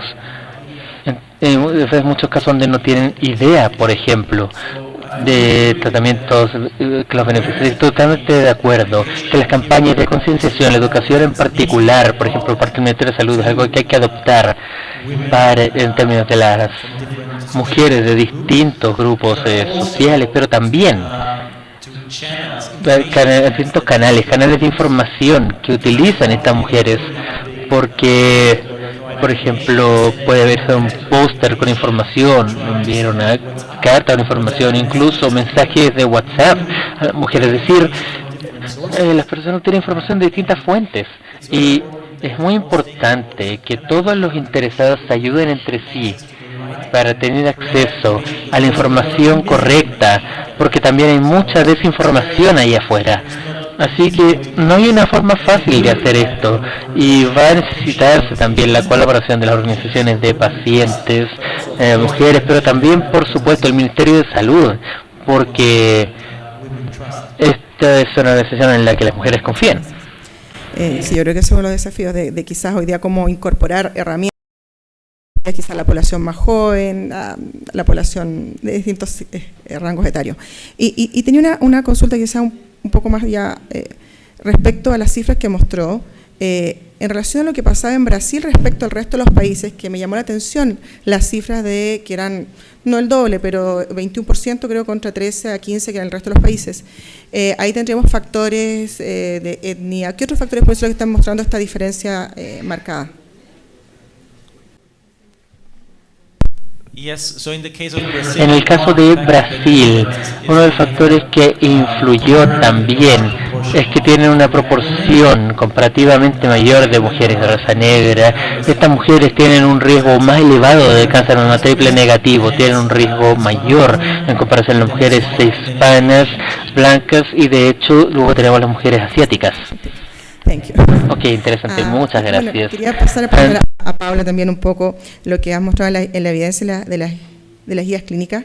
Quería saber, no conozco mucho, no soy muy instruida en cómo se desarrolla, pero me llama la atención, lo que nos comentabas es que esto toma literatura internacional, generalmente cierto en países ya sea europeos o Norteamérica, pero por ejemplo, si en esos países, en la evidencia, en la literatura que se ha levantado, no hay mucha información de países latinoamericanos o de Chile en particular, y ustedes en el proceso encuentran que la literatura que se puede incorporar esta literatura, o dentro del proceso de la guía clínica ya está lo que está tomado en las anteriores que usan como modelo y base. Sí, es que hay dos cosas que son distintas. Una cuando uno adapta una guía clínica y una cuando hace una guía clínica de cero. En el proceso, cuando uno hace una recomendación, los primeros juicios, uno trabaja en base a varios juicios, tienen que ver con la efectividad. La efectividad, uno toma los ensayos clínicos, ojalá que te permitan determinar la magnitud del efecto que tiene un fármaco o una tecnología.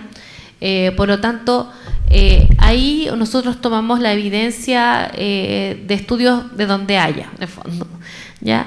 Pero en la parte que es contextual, ahí tomamos estudios que sean lo más cercanos a nuestra realidad, ¿ya? Por ejemplo, hay una parte que tiene que ver con factibilidad de la implementación y nosotros ahí tomamos la información directamente desde la división de redes asistenciales.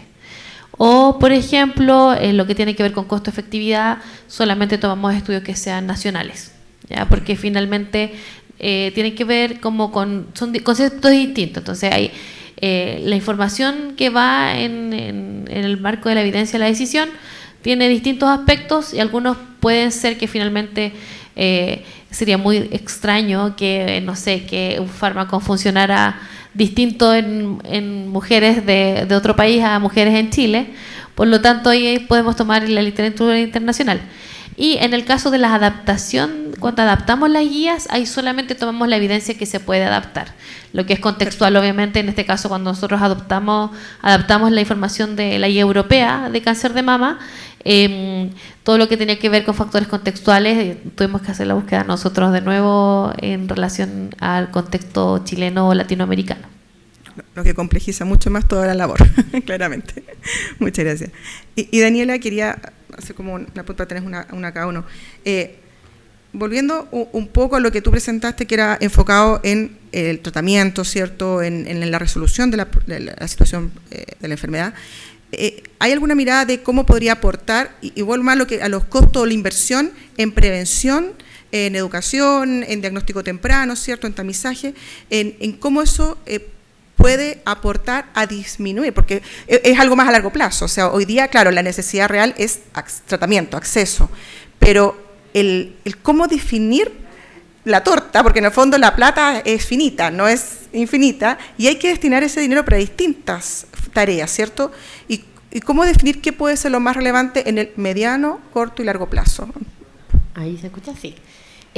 Bueno, la pregunta que tú señalas es cómo se vincula presupuesto a la planificación sanitaria. La vinculación no es tan claramente, porque la ley de presupuesto y lo que está en presupuesto abarca lo urgente, que es la red asistencial y la atención. La prevención y la promoción es lo que históricamente ha quedado dejado atrás. Existe obviamente un rol desde la salud, desde la Subsecretaría de Salud Pública, ¿no es cierto? Desde los mismos servicios de salud también lo hacen. Por supuesto la atención primaria, que tiene un rol importantísimo, pero la atención primaria se financia también con recursos municipales, una parte no menor. Entonces eso genera mucha diferencia en la política de prevención y promoción que se puede hacer.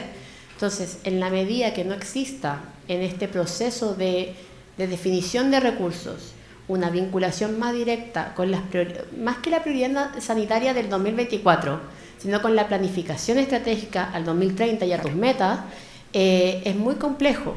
Se han hecho esfuerzos de aumentar los recursos en atención primaria, pero nuevamente es para el manejo de crónicos principalmente. Entonces, hasta que no existe ese cambio de switch, que es cómo tú formulas presupuesto, vamos a seguir haciendo exactamente lo mismo, que es tratar. Sorry lo negativo. Sí, bueno, nos queda ahí para discutir. Muchas gracias. Voy a dejar abiertas preguntas para ustedes y luego voy a ir con una de las audiencias y hacia de la gente que está en streaming. Y vamos. Así que cedo la palabra, por favor. Comentarios, preguntas dirigidas. Gracias. Hola, buenas tardes. Esta pregunta es para Tomás. Vimos que la tasa de supervivencia a 5 años en Argentina era la más alta en el estudio. ¿Qué lo explica y cuáles son las lecciones aprendidas? ¿Qué tendríamos que copiar del modelo argentino ya que tenemos una tasa tan baja?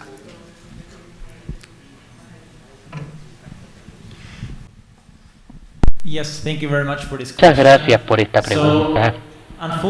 Lamentablemente, en la mayoría de los países que observamos, un problema subyacente eran los datos, en este caso, la confiabilidad de los datos.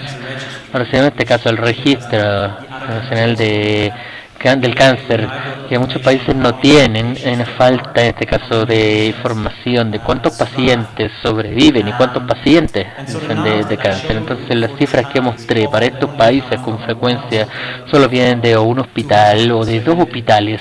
Entonces, en el caso de Chile fue de Santiago y en el caso de Argentina solo fue de un hospital que pudo hacer este análisis justamente con los datos que tenían. De la parte de Argentina ni siquiera fue posible ver que sucedía en toda Argentina, y normalmente los hospitales que pueden hacer esto son los que suelen ser hospitales privados con pacientes más adinerados, porque suelen ser distintos al resto de la población. Entonces las cifras que mostré de Chile son los que también hemos observado en Estados Unidos, que hemos observado en Europa también. Así que son más confiables, de hecho, que lo que se ve de Argentina, por ejemplo, y de México. Gracias. Muchas gracias, Tomás. Voy a leer una pregunta que va para Paula. Bárbara nos pregunta si hay expectativas de cuándo incluir quizás en los exámenes, imagino genéticos, porque la de la consejería genética que se fortalezca, ¿cierto? Y los tratamientos quizás con olaparib más platinos y pembrolizumab. Si hay algún comentario respecto. ¿Cuánto va a tener cobertura? Sí, yo me sé cuándo se va a incluir en el ministerio. No es algo que yo pueda contestar, porque todos los procesos de incorporación de nuevas tecnologías responden como a etapas distintas. Por ejemplo, no sé, si ella lo está pensando en DAC, por ejemplo, o en Descartes, que es un proceso que está mucho más estructurado, finalmente eso va a depender de la disponibilidad presupuestaria que se tengan, de las prioridades que se tengan para poder incorporar, de los umbrales que esté, de cuánto cuesta. Entonces depende de muchos factores. Finalmente no es posible decir como, mira, yo creo que esto en 1 o 2 años no existe actualmente ese tipo de, no sé si algún país lo tendrá en el fondo, de decir como, mira, de aquí a 5 años lo vamos a garantizar. Por lo tanto, depende de los procesos. En Chile estamos teniendo sistemas distintos de cobertura, no tenemos un sistema único. Tenemos el GES por un lado, tenemos DAC por otro, tenemos RICARTE, que son los 3 sistemas que tenemos en este momento. Por lo tanto, es difícil poder determinar como un umbral o un horizonte temporal, donde pudiese decir que esos fármacos pueden estar incluidos. Obviamente a todos nos gustaría que todo estuviera garantizado y que no hubiera ningún tipo de retraso en ninguna atención, pero es complejo. Yo creo que va más enfocado quizás a cuándo o cómo incorporar, si se está hablando de incorporar. Me imagino yo que por ahí va un poco, si se está hablando, claro, decir cuándo es más difícil, pero si se está poniendo en la mesa el tema de la consejería genética, porque es un tema relevante para este grupo de pacientes que hemos visto. El tratamiento también con olaparib, con platinos, con Pembro, son temas que igual ya que pueden ser de una muy buena respuesta para un grupo que era acotado, pero vemos que está creciendo. Entonces, si podemos tener esa relación de respuesta adecuada para un grupo más pequeño, yo creo que va a enfocar si se está hablando del tema, me imagino. De que se está hablando del tema, se está hablando. Actualmente existen mesas de discusión sobre consejería genética en cáncer. Obviamente todos estos trabajos después se hacen propuestas que finalmente es la autoridad quien define si se implementa o no, ¿ya? Pero de que se está hablando, que se tiene en cuenta y que hay equipos de trabajo enfocados en esos temas, sí los hay actualmente. Perfecto, muchas gracias. A ver, nosotros observamos que las guías clínicas no necesariamente estaban respondiendo a las necesidades de las personas, ¿ya? ¿A qué me refiero con las necesidades de las personas? A que las recomendaciones que estaban dentro de la guía clínica a veces, por ejemplo, se enfocaban solamente en un estadio del cáncer, por ejemplo, porque nosotros trabajamos con todo tipo de problemas de salud, a solo un estadio del cáncer. Entonces, finalmente, cuando uno miraba las recomendaciones desde la perspectiva del paciente, decía como, ok, desde toda la ruta de la enfermedad, finalmente, solamente tenemos cubierto el final. No están los pasos previos, no tenemos nosotros a veces decimos, hay una segunda línea cubierta, por ejemplo, una recomendación de segunda línea, pero no tenemos recomendación de primera línea. Ya, nosotros lo identificamos, y en lo que estamos haciendo en este momento como departamento, que es algo nuevo, y esto es una primicia, muy, muy primicia, porque estamos recién trabajando en esto, es desarrollar la ruta de los pacientes por cada patología que esté en proceso. Entonces, por ejemplo, así podemos identificar dónde están los vacíos o las necesidades de recomendaciones clínicas. Entonces, por ejemplo, tenemos en este caso, cáncer de mama, el HER2 positivo, que me recuerdo que tenemos recomendaciones en etapa metastásica, pero no tenemos en triple negativo, por ejemplo. Entonces, ahí se identifica que hay una necesidad de recomendaciones clínicas.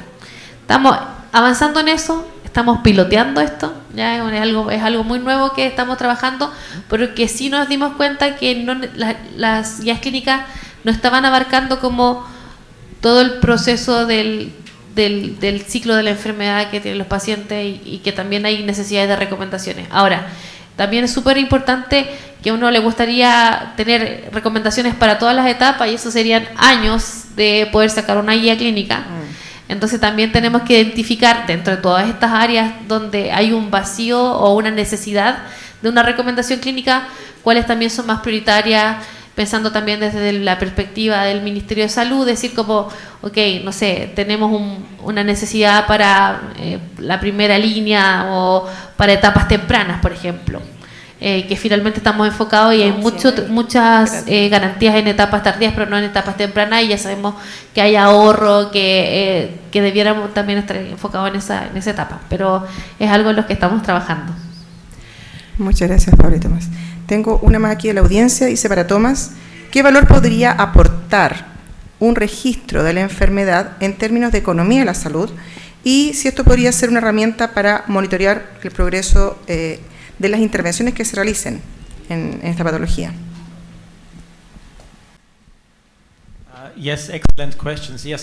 Preguntas, y por supuesto que como economista de la salud solo trabajo con datos, y también para el Ministerio de la Salud cuando elaboran directrices e intentan entregar atención basada en evidencia.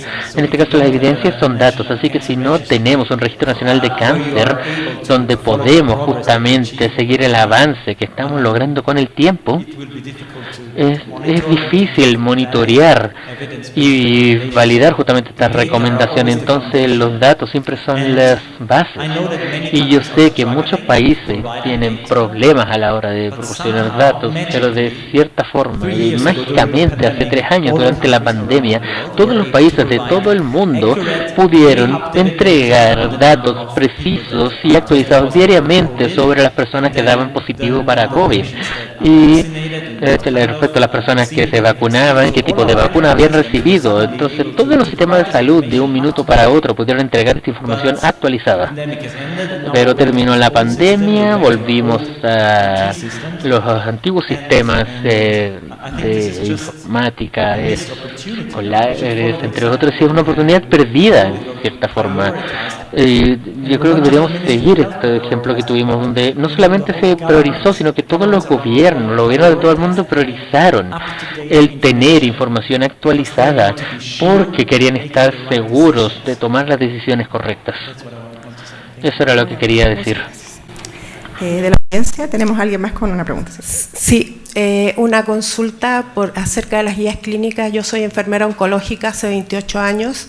Tengo cáncer de mama triple negativo en mi mama izquierda y tengo un lobulillar en mi mama derecha. Bueno, quisiera darle un feedback, y el siguiente. Detrás mío hay una paciente, yo sé que esto es para gente que es súper connotada en el tema, que me dice no hay nada para triple negativo, pero yo quisiera, no sé, no me acuerdo de tu nombre en este momento, que eso lo causa el cáncer. ¿Por qué, si tenemos tan claro que en triple negativo son la mayoría personas, pacientes menores de 35 años que necesitan un estudio genético, nos encontramos con que solo se les sugiere el estudio genético, la conserjería, y si pueden hacérselo, que se consigan el financiamiento? Porque si se sabe que todas estas pacientes, la gran mayoría, así como lo dijo el doctor Thomas y todo lo demás, van a tener algún tipo de BRCA, ¿por qué no hay una investigación desde ese punto de vista? Porque resulta que no solamente es una cosa de, porque si estamos hablando aquí de economía en la salud, sería una súper economía tener un estudio genético, no solamente por la paciente, sino que porque es predictivo. Ya lo vimos con Angelina Jolie, y hay muchos ejemplos, pero habría millones, no solamente de pesos, sino que de hijos que quedarían sin su madre, y a futuro no pensar solo en pacientes que se van a perder, que son metastásicas. ¿Por qué, si esa evidencia es tan clara, no se aborda? Y bueno, yo venía aquí con la mejor de las perspectivas, y le puedo decir, yo no sé, la niña que nos hablaba de Daniela, yo te quiero dar un feedback en esto. Yo me manejo súper bien en oncología, pero resulta que aquí no hay varias cosas que yo te entendí de los R triple positivo, que también acuérdate que el año 2012 el trastuzumab, las pacientes fueron a dejar los sostenes a la moneda y se consiguió el trastuzumab, ¿ya? A la Herceptina, en un tipo de cáncer que tenía muy poca investigación, porque resulta que eran pocas las pacientes. Entonces yo te invito, y me gustaría, porque a lo mejor sería un aporte súper grande el tuyo, al tener este equipo de asociados y todo lo demás, a que nos ayudaras en el triple negativo en lo siguiente. Yo no tengo gen mutador, o sea, a mí esto de los BRCA y todo lo demás no me aplica. Está el Pembru, que era el que conversaba él, pero yo sé que hay como 2 o 3 terapias que son inmunoterapia, porque nosotros los triple negativos solamente somos sensibles, y disculpe que me extienda, porque esto también nos puede ayudar a todos. Somos sensibles a la quimioterapia, y de ahí viene la cirugía, y de ahí, si no tuvimos respuesta completa, lo que tendríamos en el sistema público sería solamente la capecitabina, que es el Xeloda. Pero ¿y por qué en las clínicas a las pacientes, no importando si tienen gen mutador o no, concomitante a la quimioterapia. En la primera línea se le entrega Pembroke o otra inmunoterapia. Gracias, disculpen por extenderme. Bueno, desde las guías clínicas yo agradezco tu feedback. A ver, yo trabajo en el Departamento de Evaluación de Tecnología Sanitaria. Nosotros hacemos las evaluaciones, hacemos las guías. Nuestras guías no son vinculantes, ¿ya? Y eso tiene sus ventajas y sus desventajas, ¿ya? Uno quisiera que... porque finalmente muchas decisiones, las decisiones no pasan. Nosotros como Departamento de TESA, nosotros entregamos la información al tomador de decisión, que es el que define finalmente qué es lo que se garantiza y que no, dependiendo del marco, en el marco regulatorio o el marco de garantías que se vaya a usar, ¿ya? Las guías clínicas se utilizan y el que diga sugiere o recomienda tiene que ver con un tema metodológico. La mayoría de las guías clínicas ahora que están trabajando el tema de la consejería genética están recomendando a favor la consejería genética y ahí a medida de que vaya avanzando como de mejor forma eso, también se va generando información para que al momento de la toma de decisión se pueda tomar esa información de forma de poder implementarlo. Cuando eso ocurra no tengo esa respuesta. No sé, Daniela, ¿quieres agregar? Para comentarle lo que ella mencionaba, que sí, se me olvidó mencionar, que no es menor, que las patologías, o sea, las terapias en el primer decreto de Ricardo Soto, la gran mayoría ya tenía algo de cobertura en el sistema de FONASA. Por eso las incluía en el decreto 1, porque había un compromiso de ingresar inmediatamente ya, una vez publicada la ley, un decreto que definiera las coberturas. Y entre esos estaba efectivamente HER2 positivo, que tenían financiamiento, no me acuerdo particularmente si era por programa auxilio extraordinario o porque tenía un programa especial en FONASA o un financiamiento directo a esos grupos de pacientes. También tenían las mucopolisacaridosis, los Fabry, Gaucher, o sea, todos tenían no garantizado y no abierto para todos y era muy customizado y eso por supuesto se agregó. ¿Y cómo se logra eso? ¿Te acuerdas que yo mostré como un mapita con muchas bolitas de subsistemas? Bueno, todos esos subsistemas te dan una amplitud de opciones, pero que el problema de todos esos subsistemas es que no son universales. Entonces son por un grupo de pacientes para los cuales los médicos pidieron muy particularmente. Entonces son formas de ir avanzando efectivamente en acceso, pero individualizado. Y yo soy súper como clara en mi discurso, lo que uno siempre busca en términos de política pública cuando establece todo esto es la amplitud, la universalidad. Y lo que tú señalabas, ISAPRE versus FONASA, se debe a la inequidad en el sistema, es un reflejo de la inequidad solamente. Y muchas veces es el sector, o sea, no muchas veces, yo creo que el promedio para arriba, la innovación se hace primero en el sector de ISAPRE y luego permea hacia el sector público que se demora un par de años en integrar la tecnología. Y eso se debe a Lucas y también proceso de toma de decisiones. No quiero solamente dejarlo en el financiamiento. Hay un tema también ahí de la resolución que hacen en términos de la ISAPRE. Pero nuevamente eso es por un grupo acotado y lo que uno busca es la mejor práctica para todos. Eso. Hay una pregunta de la audiencia de streaming para Paula, que lo cual está interesante porque dice, ¿qué pasa si aparece evidencia de tratamiento, principalmente, o nueva evidencia que sea de impacto, en la incorporación de las guías clínicas? ¿Hay que esperar hasta la actualización próxima que se define un plazo o hay opción de lo relevante que sea ese nuevo tratamiento, por ejemplo, en este caso, de que se pueda adelantar la nueva guía? Depende. Depende. Se ve caso a caso, ¿no? Nosotros nos reímos en ETESA porque muchas veces la respuesta es se ve caso a caso, pero cuando lo que nosotros tenemos como política actualmente es las recomendaciones que ya están vigentes. Por ejemplo, si existe nueva evidencia, nosotros actualizamos inmediatamente, ¿ya? Generalmente lo que ocurre, yo diría en el 90% de los casos, es que uno incorpora la evidencia y la decisión no cambia. Es difícil que la decisión cambie, ¿ya? Por lo general. De repente aparece algo que puede cambiar, por ejemplo, nosotros hablamos de la dirección de la recomendación, decir que si es a favor o en contra, y si eso llegara a pasar, citamos panel de nuevo y solamente para esa recomendación, ya, es lo que ya está. Ahora, si la evidencia que viene es de algo nuevo, de un fármaco nuevo que no está, ahí por lo general se espera hasta lo siguiente, hasta el siguiente proceso. ¿Qué es lo que estamos haciendo en este momento? Es que como tenemos distintos procesos andando, tenemos DAC por un lado, tenemos RICARTE, tenemos muchos como carriles distintos, y también hay otras que son como solicitudes de la autoridad, ¿ya? Es que la autoridad nos solicita como la evaluación de algo, y eso finalmente nosotros después lo tenemos como evaluado, no necesariamente lo que le quiero llegar, no solamente la evaluación va a estar en la guía, puede estar la evaluación en otro tipo de sistema de nuestras evaluaciones que tenemos. Y cuando llega el momento de la guía, finalmente uno también siempre toma como insumo todas estas demandas, ya sea de la autoridad o de los otros de otros requerimientos de evaluaciones que hayamos tenido. Okay. Muchas gracias. Quisiera dar la palabra a la última pregunta de la audiencia, si es que la hay, y si no, sí.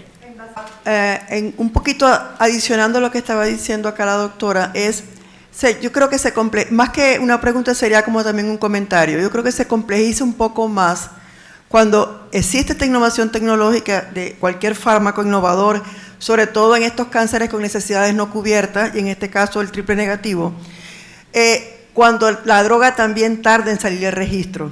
Porque a la par, o sea, para que una droga sea incorporada dentro de las guías clínicas, según la metodología Gray, tiene que estar registrada. Si la droga se retrasa, se pasa por encima de los 18 meses o los 2 años que se necesita para un producto biológico en la incorporación de registro, eso también atrasaría la incorporación de esta innovación tecnológica dentro de una guía clínica.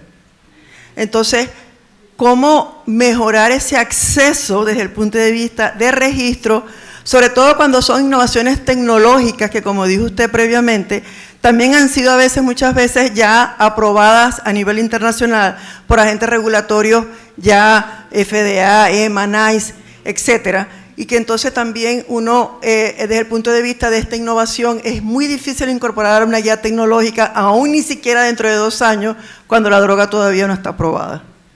¿Cómo manejan ustedes ese mecanismo desde el punto de vista de seguimiento o de lectura que se le puede hacer a esto? Voy a responder nuevamente, se ve caso a caso, pero lo que estamos haciendo en este momento con las drogas que están en proceso de registro es que nosotros las evaluamos de todas formas. Lo que no podemos es publicar la recomendación. Entonces, una vez que sale la ISPR aprueba, se publica la recomendación.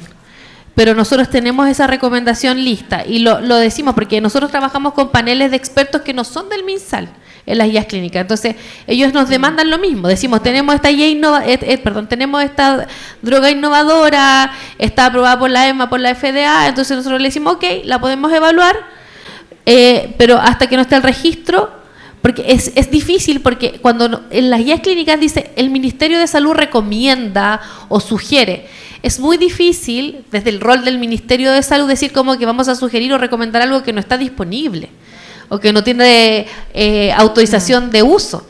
Por lo tanto, también ahí desde el rol regulador del Ministerio de Salud, lo que nosotros hacemos es como, ok, lo vamos a evaluar cuando ya está aprobada en EMA o en FDA, y una vez que ya se tenga, ahí lo podemos publicar en el fondo. Está listo y se publica una vez que ya esté lista el registro.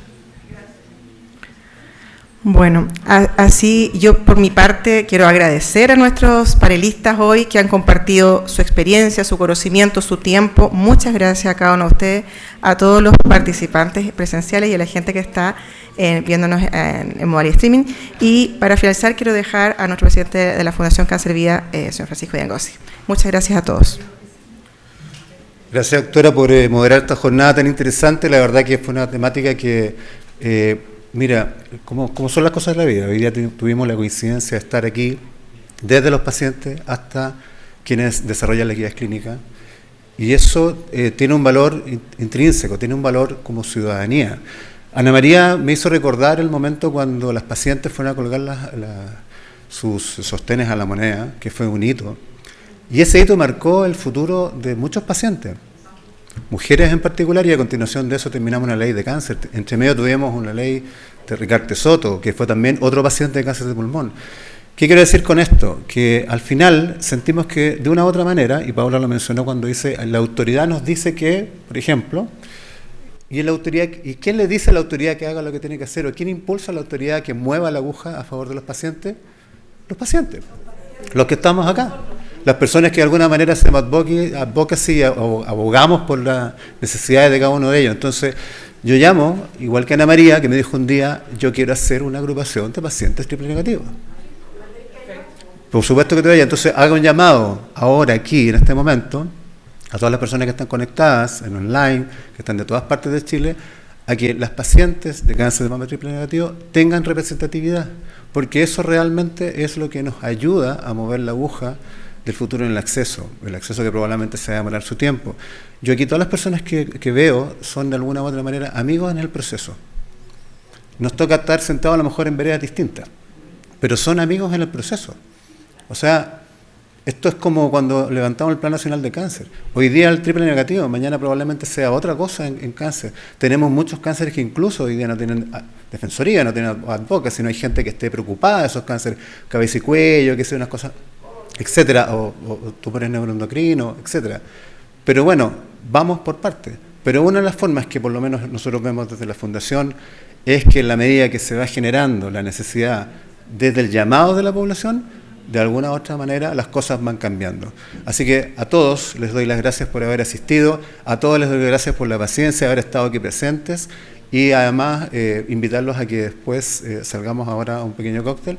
Y a los que están online, muchas gracias por estar con nosotros como siempre. Esto quedó grabado, lo vamos a poder revivir y esperar que cuando volvamos a juntarnos tengamos novedades. Así que muchas gracias, profesor. Muchas gracias, Daniela, Paula, y a todos los asistentes. Nos vemos en una próxima oportunidad.